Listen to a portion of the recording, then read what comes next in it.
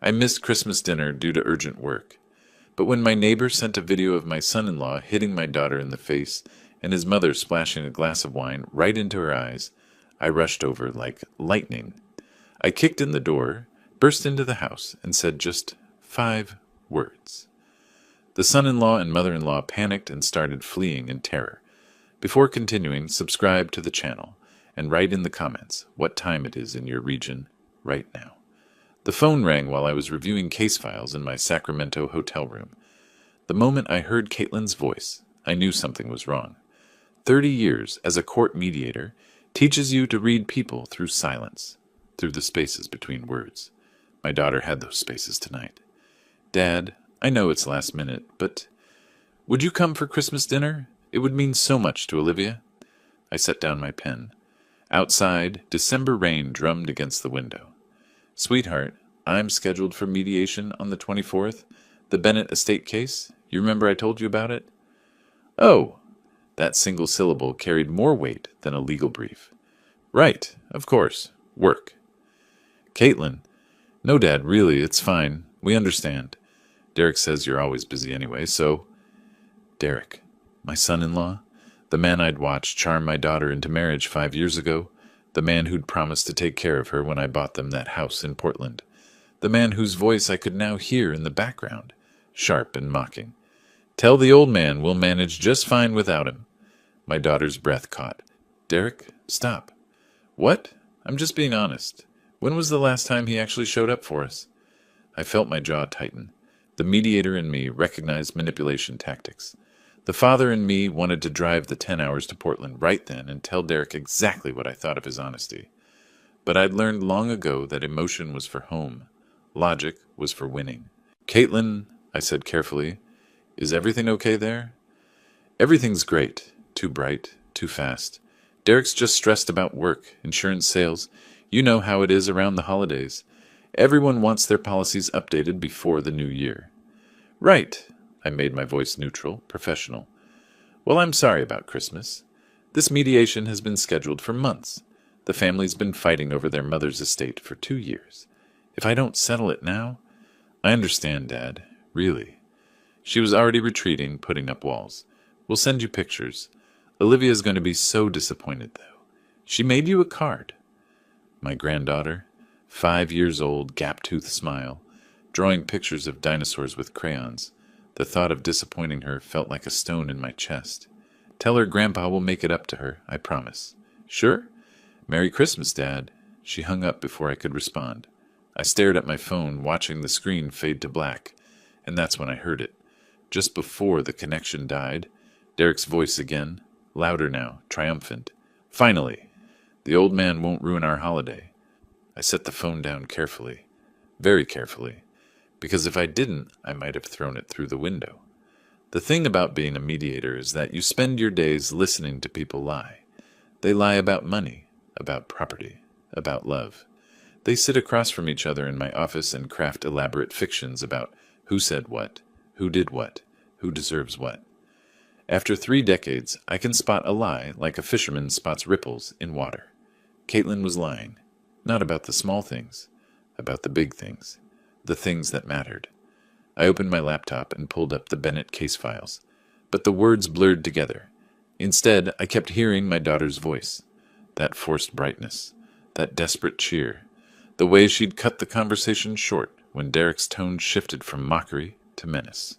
When was the last time I'd actually seen her? Thanksgiving. 6 weeks ago. She'd worn long sleeves despite the heated house. She'd stayed in the kitchen most of the evening, avoiding conversation. And when she'd reached for the cranberry sauce, I'd seen it. A bruise on her wrist. Purple-yellow, finger-shaped. I bumped into the cabinet, she'd said when I'd asked. I hadn't pushed, hadn't wanted to believe what my instincts were screaming.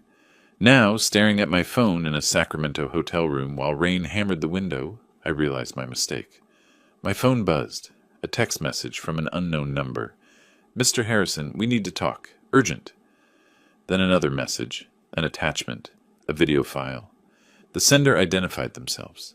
Thomas Lindstrom, Caitlin's neighbor, the high school history teacher who lived across the street, the one who'd helped them move in 5 years ago. I didn't recognize his number, but I knew who he was. We'd met twice, maybe 3 times.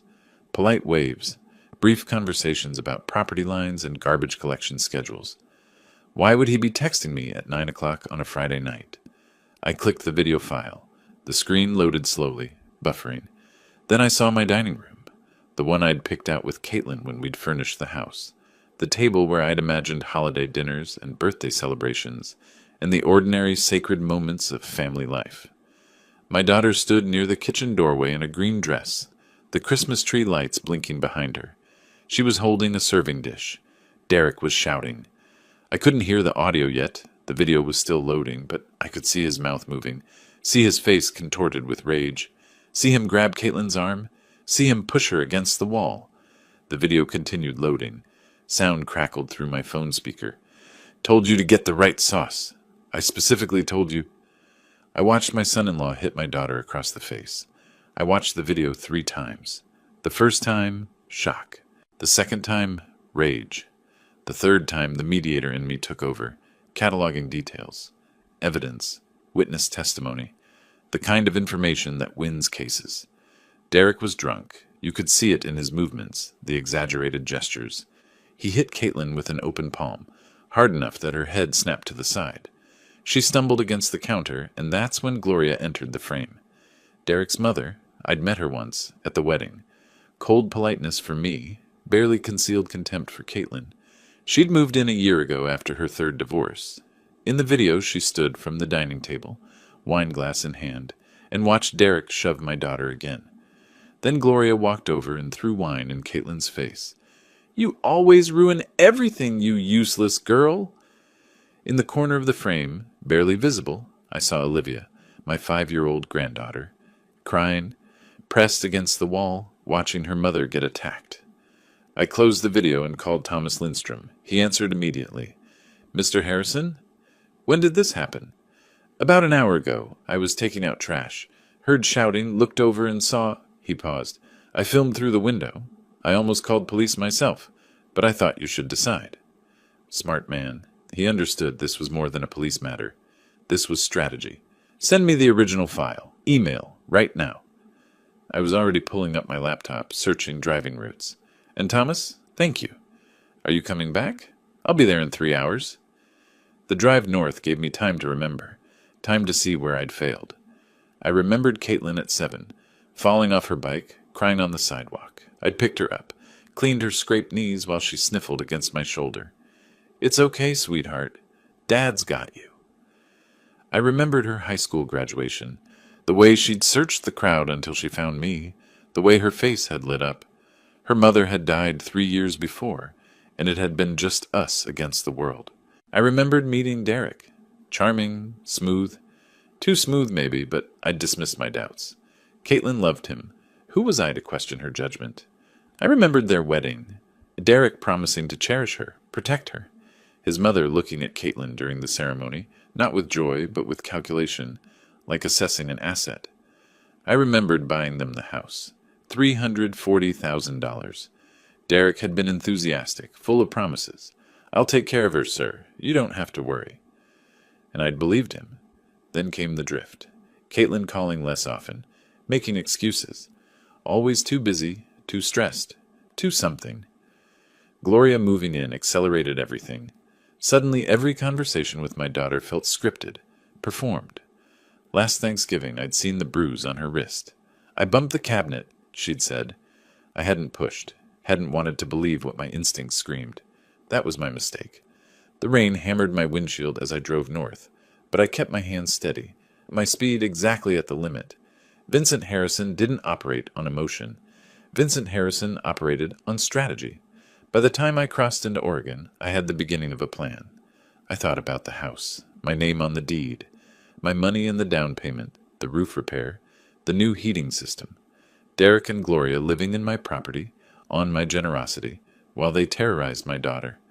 I thought about Derek's drinking, his arrogance, his assumption that the old man was too busy to notice. I thought about Gloria's cruelty, treating Caitlin like a servant in her own home. I thought about the cameras. 3 months ago I'd installed security cameras. Smart thermostats, I told Derek. He'd barely looked at them. Why would he? Just boring home upgrades. But they weren't thermostats. They were HD cameras, recording to a cloud server only I could access. Because 3 months ago I'd started suspecting, started preparing. The mediator in me had hoped I was wrong. The father in me had known better. Now, driving through December darkness with Thomas's video, saved and 3 months of recorded evidence in the cloud, I felt something cold settle in my chest. Not rage anymore. Rage was too hot, too uncontrolled. This was justice. Derek and Gloria thought they'd won, thought they'd isolated Caitlin, convinced her this was normal, that this was her fault. They thought I was just an old man, too busy, too distant, too weak to matter. They were about to learn otherwise. I crossed into Portland at 2 in the morning. Empty streets, Christmas lights blinking in darkened windows. I drove past the park where I'd pushed Caitlin on swings, past her old elementary school, past every memory of the daughter I'd raised alone. Finally, I turned onto her street. The house lights were still on. Through the front window, I could see movement. Derek and Gloria, still awake, probably still drinking, congratulating themselves on another successful night. I parked across the street, pulled out my phone, made one call. Portland Police, non-emergency line. I need to report a domestic assault. I have video evidence, multiple angles. The suspects are currently at the scene. I gave them the address. My address, technically. Officers are on the way, sir. Please stay where you are. Oh, I'm not staying here, I said, and ended the call. Then I got out of my car, walked across the street to my daughter's house, my house, and kicked in the front door. The door splintered inward with a satisfying crack. I'd installed that lock myself 5 years ago, knew exactly where the frame was weakest. Funny how preparation pays off in unexpected ways. Derek and Gloria jumped from the couch like guilty teenagers caught drinking Dad's whiskey, which, given the bottle of bourbon on the coffee table, wasn't far from the truth. Their faces cycled through shock, confusion, then Derek's default expression, aggression masquerading as confidence. "What the hell do you think you're—" "Sit down!" My voice was ice. Not loud. I've never needed volume to make a point. 30 years of mediating disputes taught me that the quietest voice in the room is often the most dangerous. Derek's mouth opened and closed. He looked like a fish trying to remember how to breathe. Gloria recovered faster, her face twisting into that practiced expression of wounded dignity I'd seen her deploy at the wedding when someone forgot to compliment her dress. "Vincent, you can't just break into—" "My house." I stepped inside, glass crunching under my shoes. "You're living in my house, my name on the deed, my money in every wall, every fixture, every comfort you've been enjoying while you terrorized my daughter." That's when Caitlin appeared in the kitchen doorway. The bruise under her eye was already darkening, purple-black against her pale skin. Her lip was split. The green dress from the video had wine stains down the front, dried and stiff. She looked at me, and I saw something I hadn't seen in months. Hope. "Dad, pack a bag, sweetheart. You and Olivia. You're coming with me." Derek found his courage in the bourbon. He stood up, swaying slightly, trying to make himself bigger. "She's not going anywhere. Caitlin, tell your father." "I called the police," I said, still not raising my voice. "They'll be here in approximately 4 minutes. I have video evidence of you assaulting your wife. Multiple angles. High definition. Time-stamped. I suggest you use those 4 minutes wisely." I watched the color drain from Derek's face. It was almost artistic, really. Like watching paint fade in reverse. His skin went from angry red to pink to white, to a sort of gray-green that suggested his stomach was having second thoughts about that bourbon. "What video?" But his voice cracked. He knew. Somewhere in his alcohol-soaked brain, he knew. I pointed to the corner of the room. "Those aren't smart thermostats. They're security cameras. Have been for 3 months. Everything you've done, everything you've said, everything you thought was private, recorded, saved, time-stamped, backed up to a cloud server you'll never access." Gloria made a sound like a stepped-on cat. "You were spying on us?" "I was protecting my investment, and my daughter." I turned to look at her directly. "Tell me, Gloria, how does it feel knowing that every cruel word, every petty manipulation, every moment you made Caitlin feel small is now evidence, documented, preserved, ready to be played in court? She stood up, grabbing her purse like it was a weapon. You're insane. Derek, we should... Run? I smiled. It wasn't a nice smile. By all means. The police will love that. Nothing says innocent quite like fleeing the scene. Derek was staring at the cameras now, and I could practically see the calculations happening behind his eyes. 3 months. How many times had he hit Caitlin? How many times had he screamed, threatened, intimidated?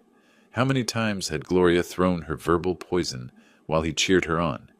You can't, Derek started, but I cut him off. I can. I did. And here's what's going to happen next. I checked my watch. In 2 minutes, Portland police will arrive. They'll arrest you for domestic assault. They'll arrest Gloria as an accessory? Yes, Gloria. Throwing wine in someone's face while your son beats them counts as assault. You'll spend the night in jail. Then we'll see how this plays out in court. Sirens in the distance, getting closer. Derek's face twisted. You bastard. You think you can just... I think I can protect my daughter. I think I can use the legal system exactly as it was designed. I think I can make sure that what happened here tonight never happens again. I paused. And I think you should have treated Caitlin better when you had the chance. The sirens were loud now, right outside. Red and blue lights splashed across the walls, painting everything in patriotic colors that seemed deeply ironic given the circumstances. Derek lunged for the back window. Gloria followed him, her heels clicking frantically across the hardwood floor I'd paid to install. I didn't try to stop them. Why would I? Where were they going to go? Out into the December night, drunk and panicked, with police cars already pulling up outside. I walked to the kitchen, where Caitlin stood, frozen. Go get Olivia. Pack what you need for tonight. We'll come back for the rest tomorrow. Dad, I'm sorry. Don't. I took her face in my hands, careful of the bruises. Don't apologize for being a victim. Don't apologize for his choices. Don't apologize for any of this. She started crying. I held her while the police knocked on the broken door, while Derek and Gloria tried to explain why they were climbing out the back window, while my granddaughter emerged from her bedroom, rubbing sleep from her eyes. And I thought about how I'd failed to see this coming, how I'd dismissed the signs, trusted the wrong people, believed that distance and work were acceptable excuses for not protecting my own child. That mistake ended tonight. But the consequences? Those were just beginning. 3 a.m. The house lights painted everything in harsh clarity. Police! Hands where we can see them! 2 officers came through the broken door, hands on weapons. I raised my empty hands. Vincent Harrison, homeowner. I called this in. The suspects tried to flee through the back window. Behind me, Caitlin drew a sharp breath as more officers appeared around the house, flashlights cutting through darkness. Derek and Gloria stood in the backyard, caught halfway through the window. Derek's shirt was torn. Gloria had lost a shoe, both trying to explain simultaneously why climbing out a window at 3 a.m. was perfectly reasonable. The lead officer, Rodriguez, lowered her weapon and studied me with professional skepticism. Sir, step outside while we secure the scene. Of course. I gestured toward Caitlin in the kitchen doorway. Olivia pressed against her. This is my daughter, Caitlin Marshall, and my granddaughter. Caitlin is the victim. I have video evidence, multiple angles of tonight's assault. Rodriguez's expression shifted. She'd expected chaos. Instead, documentation. You have video? Security cameras. 3 months of footage. Cloud-backed. I pulled out my phone, cued to Thomas's video. This is from the neighbor who witnessed tonight. I also have interior cameras showing a pattern of abuse. Rodriguez called her partner. They watched, their faces hardening. When Derek's hand connected with Caitlin's face, Rodriguez's jaw tightened. I can provide access to the full archive, all time-stamped and authenticated. Caitlin gave her statement. Short sentences, factual, voice steady despite tears. Officers photographed her injuries, documented the wine-stained dress, collected Thomas's information. Derek, being escorted through in handcuffs, tried one last play. This is a misunderstanding. Caitlin, tell them we had an argument. Couples fight. I watched him. This man who'd promised to cherish my daughter, who'd accepted my generosity and repaid it with violence. His face was flushed, his eyes calculating even now. Sir, Rodriguez said to Derek, you have the right to remain silent. I suggest you use it. Gloria, getting the same speech, kept looking at me with pure hatred. Good. Better than fake pleasantness. They loaded both into separate patrol cars. Derek was still talking, voice muffled, probably spinning stories. Rodriguez returned with a business card. Domestic violence unit will contact you tomorrow. We'll need official statements. Good job keeping that footage. Most victims don't have this evidence. Most victims don't have a court mediator for a father. I pocketed the card. What happens now? They'll be booked and held. Arraignment probably Monday. Judge will likely issue a restraining order based on the video. After the police left, I helped Caitlin pack. Olivia was asleep again, the resilience of children letting her drift off despite chaos. Caitlin moved through the house like a ghost, touching familiar objects, saying goodbye. "Dad," she said as we loaded the car, "what happens next?" I looked at the house, my house, where I'd imagined happiness, where instead my daughter had been broken down piece by piece. Next, I close the trunk. Next, we make sure this never happens again. We use every legal tool available. Derek and Gloria learn that actions have consequences. She climbed in. He'll fight back. He'll hire a lawyer. Let him. I started the engine. I've spent 3 decades watching people fight over money, property, pride. I know every tactic, every manipulation, every legal maneuver.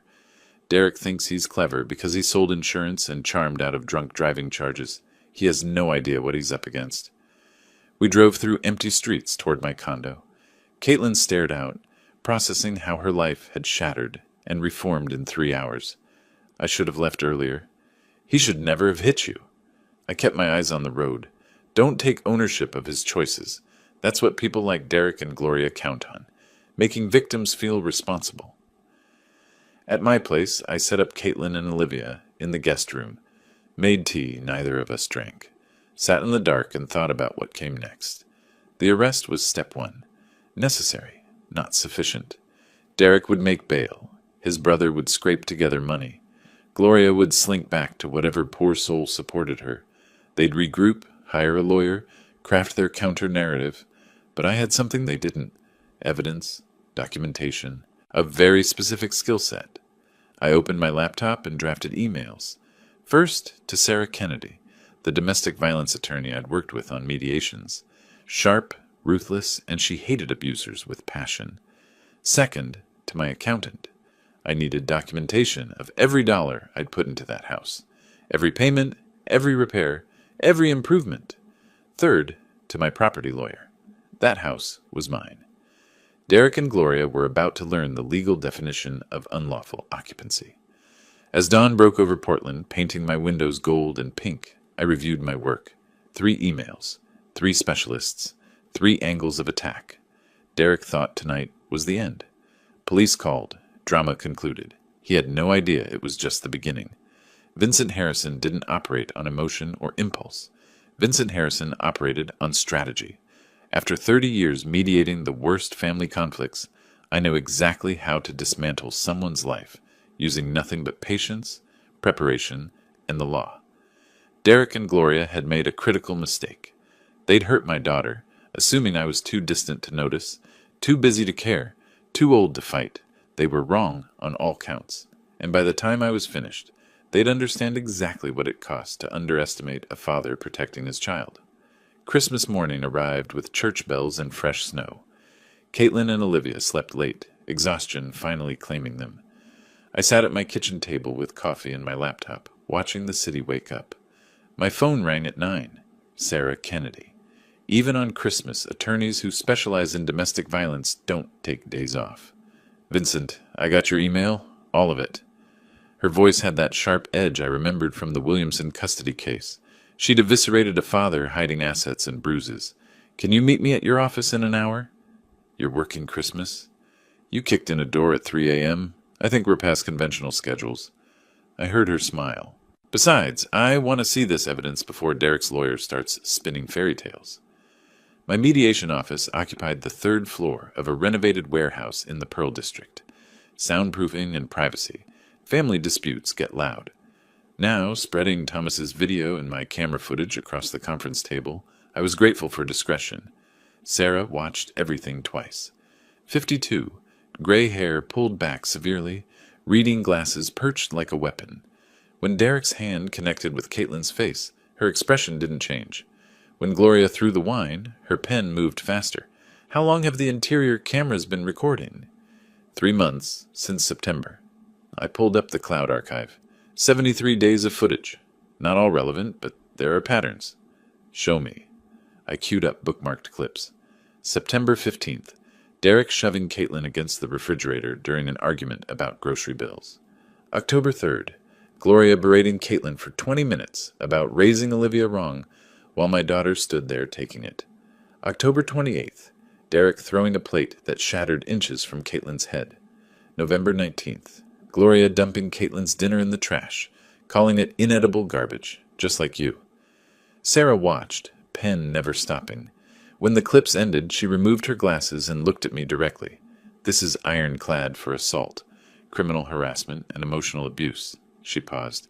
But you want more than criminal charges. They lived in my house, on my generosity. My money paid for their comfort, while they made my daughter's life a nightmare. I kept my voice level, professional. But Sarah had known me 15 years. She could read subtext. Tell me about the house. Purchased in my name, January 2020, $340,000 cash. Never transferred the deed. No rental agreement, no lease, no documentation. Derek kept asking Caitlin to convince me to put it in their names. Let me guess. She resisted? She said it made her uncomfortable, that it was my gift, and changing it felt wrong. I smiled without humor. Turns out my daughter's instincts were better than mine. Sarah made notes. So legally Derek and Gloria are unlawful occupants. You could evict them. I could, but there's more. I slid a folder across. Derek's financial situation, 3 credit cards, total debt, $47,000. 2 DUI arrests that mysteriously disappeared. Paid off the right people, I'm guessing. And he's been underreporting insurance commissions. IRS has an open inquiry. Sarah's smile was sharp enough to cut glass. The feds love tax cases. I know. I've mediated enough of them. I leaned back. Here's what I want, Sarah. Criminal charges stick. Restraining order. Full custody for Caitlin. Eviction from my property. And I want Derek's financial house of cards to collapse. That's not revenge. That's justice. She closed her notepad. And it's completely achievable. The video evidence alone would win this. Everything else is insurance. I prefer thoroughness. Call it whatever helps you sleep. She stood, gathering files. I'll file for an emergency protective order this afternoon. Judge Morrison owes me a favor. Derek and Gloria won't be able to go within 500 feet of that house, or Caitlin. Criminal arraignment is Monday. And the eviction? Separate civil matter, but I have colleagues in property law. Given the domestic violence context, we can expedite it. She paused at the door. Vincent, you did the right thing. Those cameras, keeping records, documenting everything. Most victims don't have this ammunition. Most victims don't have a paranoid mediator for a father. After she left, I sat alone watching snowfall. Somewhere in Portland, Derek was being processed out of county lockup, his brother scraping together bail. Gloria was calling ex-husbands, searching for shelter. They thought last night was the disaster. The arrest, the exposure, the humiliation. They had no idea last night was just the opening move. My phone buzzed, a text from an unknown number. This is Thomas Lindstrom. How is Caitlin? I've been worried. I replied, She's safe. Thank you for what you did. You may have saved her life. I should have acted sooner. I heard arguments before, but didn't want to intrude. I'm sorry. Don't apologize for his choices. You acted when it mattered. That's what counts. The dots appeared and disappeared several times. Finally, if you need anything, testimony, more evidence, anything, I'm here. Good people still existed, even on Christmas. The protective order came through at 6 p.m. Christmas Day. Judge Morrison, working from home, signed off on Sarah's emergency petition with unusual speed. Derek and Gloria were officially barred from coming within 500 feet of Caitlin, Olivia, or my property. Sarah called with the news, satisfaction clear in her voice. Derek's lawyer tried to argue he needed access to collect belongings. Morrison shut it down, said Derek gave up his property rights when he committed felony assault. His lawyer's already involved. Stephen Pierce, local guy, handles a lot of domestic cases. He's competent, but not brilliant. Derek's brother is paying? I checked. She paused. Pierce is already floating the... It was just an argument that got out of hand narrative. Typical. Let him. We have 73 days of evidence showing it wasn't. Monday morning, I sat in the courtroom gallery watching Derek's arraignment. He wore clothes his brother had brought, wrinkled khakis and a polo shirt, trying for respectable and landing somewhere around desperate. His face was drawn, the swagger completely gone. Gloria sat 3 rows behind him, separate counsel, looking like she'd aged a decade. When the DA read the charges, assault in the 4th degree, harassment, unlawful imprisonment, Derek's shoulders sagged. Pierce whispered something, but Derek barely responded. He looked like a man watching his life collapse in real time. The DA, a sharp woman named Chen, presented the video evidence on the courtroom screens. I watched the gallery reactions, gasps, headshakes, murmurs of disgust. When Derek's hand connected with Caitlin's face, someone behind me whispered, "Jesus." Derek's face flushed red, then drained to gray. His hands trembled on the defense table. He looked at his lawyer with something approaching panic, and Pierce could only shake his head slightly. The evidence was overwhelming. Judge Morrison set bail at $50,000. Derek's brother, sitting in the front row, put his face in his hands. That was $25,000 in actual cash, money his family probably didn't have easily accessible. Gloria's arraignment was shorter. Her lawyer, a nervous young woman who looked fresh out of law school, tried to argue that throwing wine wasn't assault. Morrison's expression suggested he'd heard stupider arguments, but not recently. Bail set at $20,000. I left before the proceedings finished. I'd seen what I needed to see. The moment Derek understood he wasn't charming his way out of this one. Wednesday afternoon, I got the call I'd been waiting for. My property attorney, Marcus Webb, a man who'd handled 3 previous eviction cases for my mediation clients.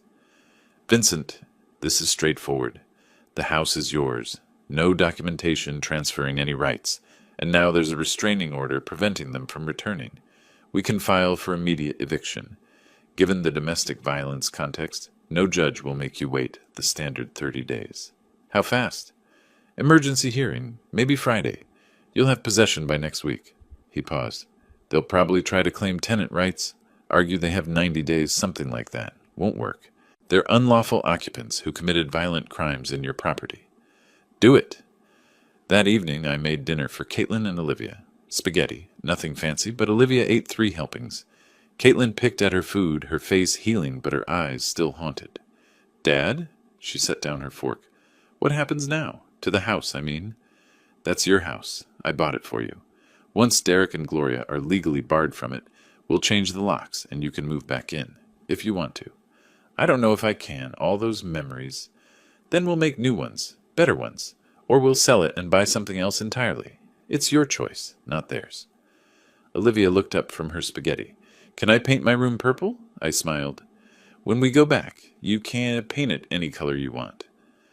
Later, after they'd gone to bed, I received an email from a contact in the Oregon Department of Revenue. Professional courtesy, one mediator to another, but the message was clear. IRS had formally opened an investigation into Derek Marshall's tax returns. Estimated unreported income, $78,000 over 2 years. I'd provided them with screenshots of Derek's commission statements, found in my camera footage of him leaving paperwork on the kitchen counter. Careless, sloppy, typical. Tax fraud at that level was a federal crime. 3 to 5 years potentially, though first-time offenders usually got probation, but it would destroy his insurance license, end his career, make him essentially unemployable in any financial services field. I forwarded the email to Sarah with a single line. "Christmas came late this year." She replied within minutes, "You're terrifying when you're methodical. Remind me never to cross you." I thought about Derek, probably sitting in his brother's cramped apartment, trying to figure out how his perfect life had disintegrated in 72 hours. Trying to understand how the old man he'd mocked had systematically dismantled everything he'd built on lies and violence. The cameras he'd never questioned, the house he'd never formally owned, the crimes he'd never bothered to hide properly, the taxes he'd thought he was clever avoiding, all of it documented, all of it weaponized, all of it perfectly legal.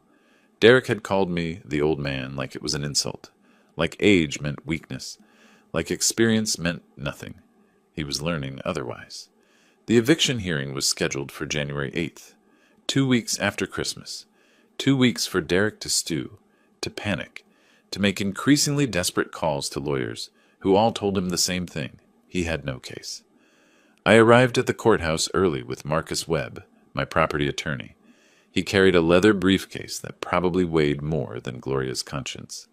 Inside, every receipt, every bank transfer, every utility bill from the past 5 years. Documentation had always been my strength as a mediator. People lie. Paper doesn't. Derek arrived 10 minutes late with Stephen Pierce, looking like he'd aged a decade. His brother trailed behind, face tight with the expression of someone who just realized his generosity had been weaponized against him. Gloria wasn't there. Smart on her lawyer's part. Separate defendants, separate liability. Judge Caroline Foster presided. I'd appeared before her twice in mediations, once for a business partnership dissolution, once for an inheritance dispute. She had a reputation for cutting through nonsense like a laser through butter. Pierce opened with the predictable argument. Your Honor, my client has resided in the property for 5 years. He's made substantial improvements to the home, invested his own money and labor. He has a legitimate expectation of continued occupancy. Evicting him with minimal notice, especially given his family situation. Mr. Pierce, Judge Foster's voice could freeze nitrogen. Your client is currently under criminal charges for assaulting his wife in that property. There's a restraining order preventing him from going within 500 feet. Are you seriously arguing he has a right to live somewhere he's legally prohibited from approaching? Pierce's face reddened. The restraining order is a separate matter. We're contesting. The restraining order is granted and active. Motion to dismiss denied before you even make it. She turned to Marcus. Mr. Webb, I assume you have documentation of ownership? Marcus stood, smooth as silk. Yes, Your Honor. The property at 847 Maple Street was purchased by Vincent Harrison on January 15th, 2020, for $340,000. Paid in full, cash. Title remains in Mr. Harrison's name. No lease agreement, no rental contract, no transfer of deed. Mr. Marshall and his mother have been residing there as guests of Mr. Harrison. Guests who wore out their welcome rather spectacularly, Judge Foster muttered, reviewing documents. Pierce tried again. Your Honor, my client made substantial improvements to the property. We have receipts totaling $12,000 for kitchen renovations, new appliances, landscaping. May I respond, Your Honor? I stood, and Foster nodded. I walked to the bench and placed my folder in front of her. Your Honor, I have complete financial records for the property. Purchase price, $340,000. 5 years of utilities, $38,000. New roof in 2022, $22,000. Heating system replacement in 2023, $8,500. Property taxes, insurance, maintenance. Total investment, $408,000. I turned to look at Derek. His face had gone from red to white, like watching a sunset in reverse. Mr. Marshall spent $12,000 renovating a kitchen I didn't authorize. If we're discussing investments, Your Honor, I believe mine substantially exceeds his. I smiled slightly. And if he's claiming ownership based on improvements, then logically I could demand he restore the property to its original condition. I have photographs from 2020. We could remove his kitchen upgrades entirely. Judge Foster's lips twitched. She was trying not to smile. Derek's hands were shaking on the defense table. I could see his jaw clenching, unclenching. The math was destroying him in real time. 12,000 versus 408,000. He'd thought he was building equity. He'd been living in my charity while abusing my daughter. Pierce made one last attempt. Your Honor, Mr. Marshall has a 5-year-old daughter. Evicting them creates significant hardship. The daughter, I said quietly, is my granddaughter. She's currently residing with me and her mother, safe from the man who hit her mother in front of her. The hardship argument is noted and rejected. Judge Foster closed the folder. Mr. Marshall, you have 30 days to vacate the premises. All property belonging to Mr. Harrison remains with Mr. Harrison. You may remove personal effects only. Any attempt to remove, damage, or otherwise interfere with Mr. Harrison's property will result in additional charges. The restraining order remains in full effect. She banged her gavel. We're adjourned. Derek sat frozen. His brother put a hand on his shoulder, but Derek shook it off violently. Pierce was already packing his briefcase, the body language of a lawyer who knew he'd lost before entering the room. As I walked past Derek's table, he looked up at me. His eyes were red-rimmed, furious, desperate. You're destroying my life. I stopped, looked down at him. No, Derek, I'm protecting my daughter's life. You destroyed your own. Outside, Marcus shook my hand. That was surgical. Foster barely let them speak. The law is very clear, and I had the documentation. I checked my phone. 3 messages from Sarah. Derek's criminal trial is in February. This was just the appetizer. Marcus nodded. Vincent, I've done a lot of evictions. That was the most professionally vindictive thing I've ever witnessed. Compliment intended. Thoroughness isn't vindictive. It's just thorough. But walking to my car, I allowed myself a small smile. Derek's face, when I'd laid out the numbers, 408,000 versus 12,000, had been worth every penny I'd invested in that house. He'd called me the old man, like experience was a liability. He was learning it was my greatest asset. The letters started arriving 3 days after the eviction hearing. The first one came to my condo, forwarded by Caitlin's lawyer. Handwritten, Derek's blocky print on lined paper. Dear Caitlin, I know I made mistakes. I was stressed about work and money, and I took it out on you. I'm sorry we fought. I want to make this right. Please give me a chance to be a better husband and father. I love you. I love Olivia. We can fix this. Derek. Caitlin read it at my kitchen table, tears streaming. Dad, maybe he means it. I read the letter again, slowly. Sweetheart, look at the words. He says, sorry we fought. Not sorry I hit you. Not sorry I hurt you. He's apologizing for an argument, not for assault. But he says he wants to change. He says he wants a chance. That's not the same as changing. I pointed to a line. See here? I was stressed about work and money. He's giving himself an excuse, blaming circumstances instead of taking responsibility. Caitlin's hands shook. We were married for 5 years. He wasn't always like this. I know, I took her hand, but he was like this enough. And more importantly, he's like this now. This letter isn't about you. It's about him getting back into the house before the eviction deadline. She wiped her eyes, reading it again. I watched the realization dawn, the manipulation visible once you knew where to look. The second letter arrived 2 days later, then a third. Then Gloria sent one. Dear Caitlin, I know we had our differences, but family is forever. Derek loves you so much. He's just been going through a difficult time. Please find it in your heart to forgive. Your loving mother-in-law, Gloria. Loving mother-in-law, Caitlin read aloud, voice flat. She threw wine in my face and called me worthless. That's love? It's desperation. I threw the letter in recycling. They're losing everything and need you to cave. Don't. She didn't. But Derek's world continued collapsing in satisfying ways. Mid-January, Sarah called with news. IRS formally filed charges. Tax evasion, $78,000 in unreported income over 2 years. Federal prosecutors are offering a plea. 3 years probation, full restitution plus penalties, and surrender of his insurance license. Will he take it? His lawyer's recommending it. Trial would mean potential prison time. Derek's already drowning financially. He can't afford to fight the feds. She paused. There's more. His insurance company received the IRS inquiry. They terminated him immediately. Company policy, you can't sell insurance with pending federal charges. I felt cold satisfaction. So he's unemployed. Unemployed, facing criminal charges, about to be evicted. His credit cards are maxed. His brother told Pierce he won't loan Derek more money. He's already out $25,000 for bail and legal fees. Sarah's voice carried professional approval. You're systematically destroying every pillar of his life. I'm not destroying anything. I'm removing support I should never have provided. He built his life on my generosity and my daughter's suffering. I'm just withdrawing both. Well, the withdrawal is working. Pierce called yesterday asking if you'd consider negotiating a settlement. No. That's what I told him. She laughed. He seemed surprised. I told him you weren't the negotiating type when it came to people who hit your daughter. Accurate assessment. Late January, Derek made one more play. A letter arrived, typed, formal, CC'd to a lawyer.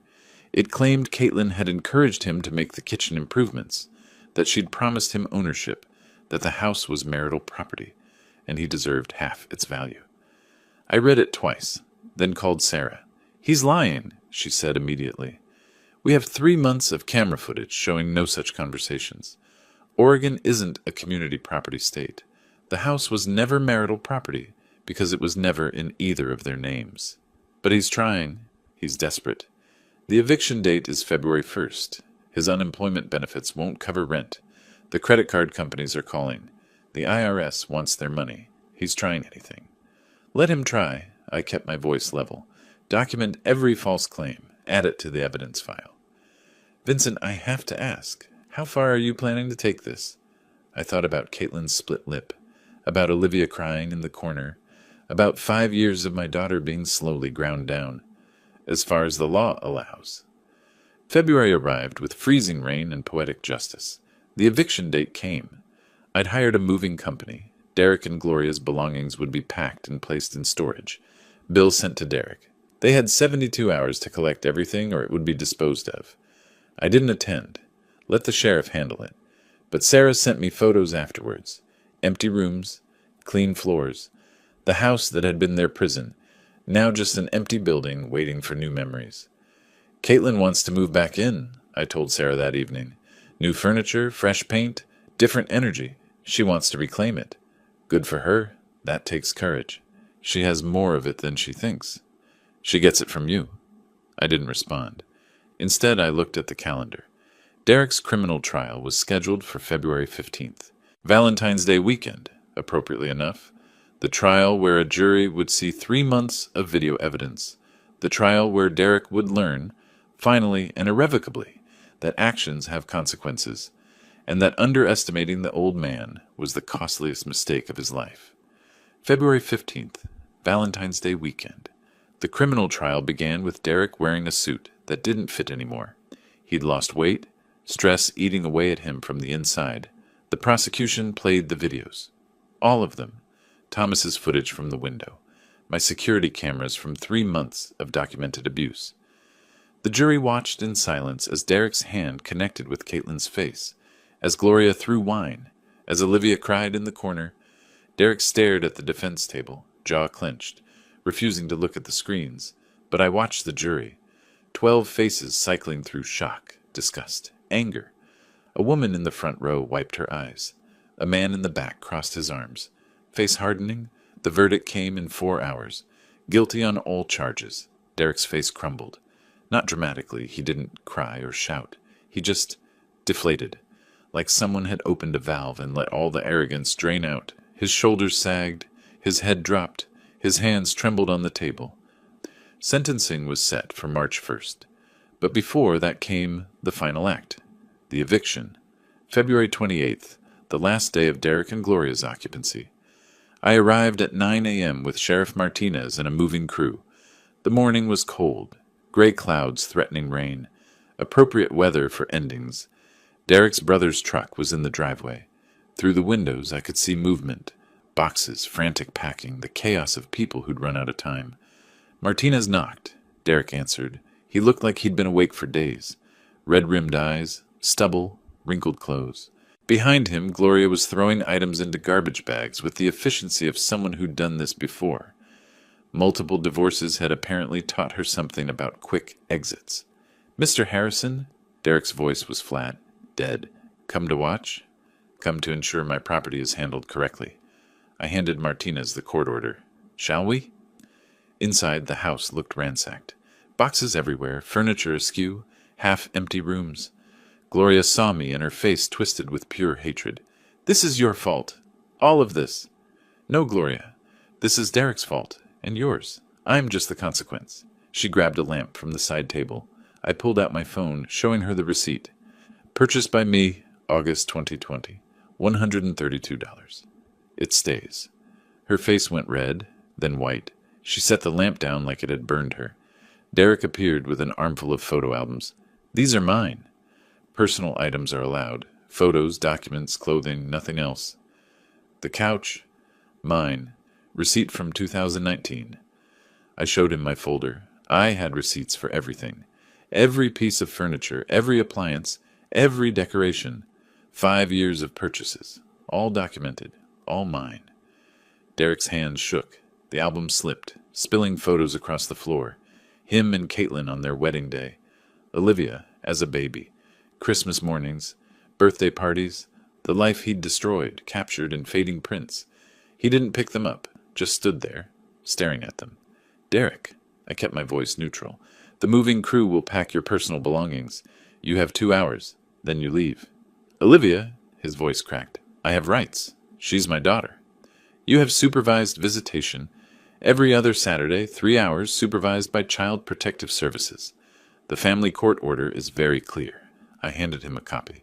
Break those rules, and you lose even that. His face contorted.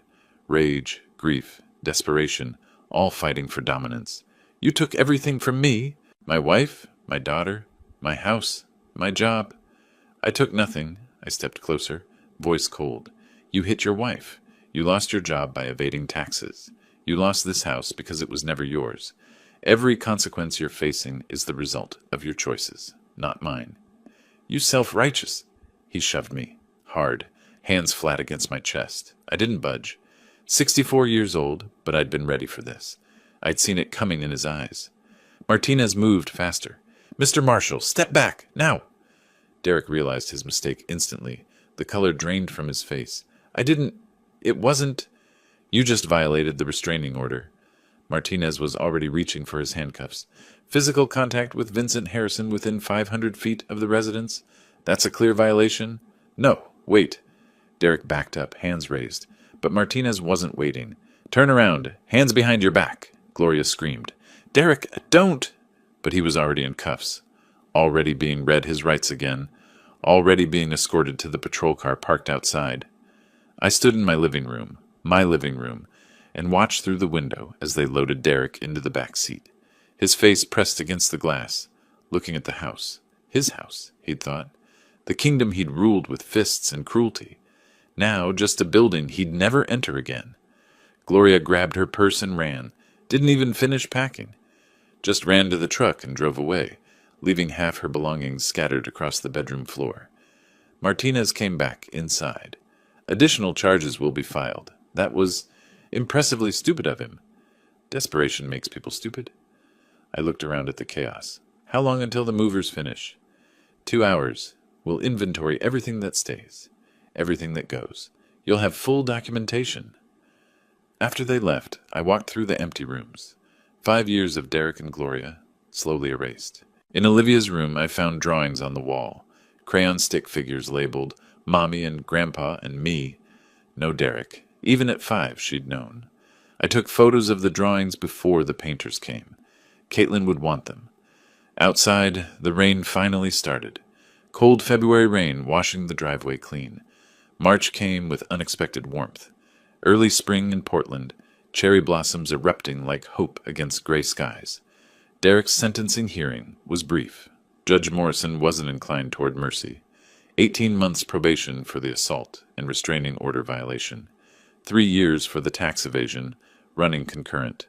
Community service, anger management classes, and the restraining order extended indefinitely.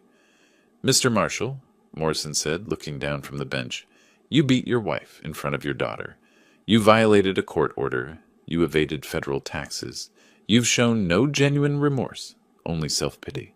If you violate probation even once, you'll serve the maximum sentence in custody. Do you understand? Derek stood like a statue. Yes, Your Honor. I didn't attend the sentencing. Sarah sent me the transcript. I read it over coffee in my condo while Caitlin and Olivia moved back into the house. Their house now, legally transferred to Caitlin's name. A gift with no strings, no Derek, no memories of violence. Gloria fled to Arizona. Her first ex-husband took her back with conditions. She called Caitlin once, voice slurred with wine, rambling about family and forgiveness. Caitlin hung up and blocked the number. Some people never learn. Derek found work as a warehouse loader. 37 years old with a criminal record and no professional license, his insurance career obliterated. The job paid $14 an hour. After probation fees, restitution to the IRS, and child support, he netted about $800 a month. His brother stopped taking his calls after Derek asked for money one too many times. The divorce finalized in April. Caitlin got full custody.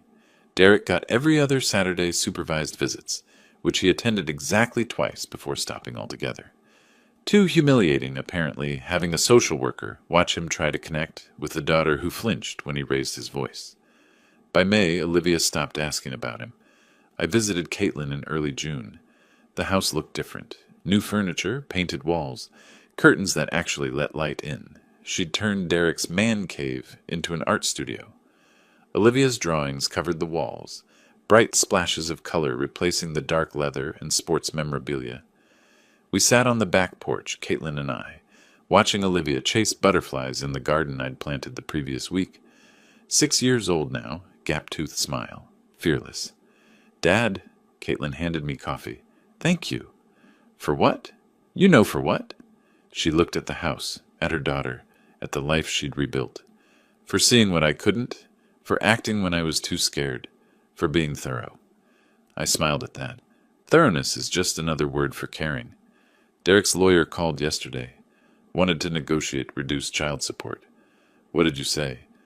"I said the court order stands. If he can't pay it, that's his problem, not mine." She sipped her coffee.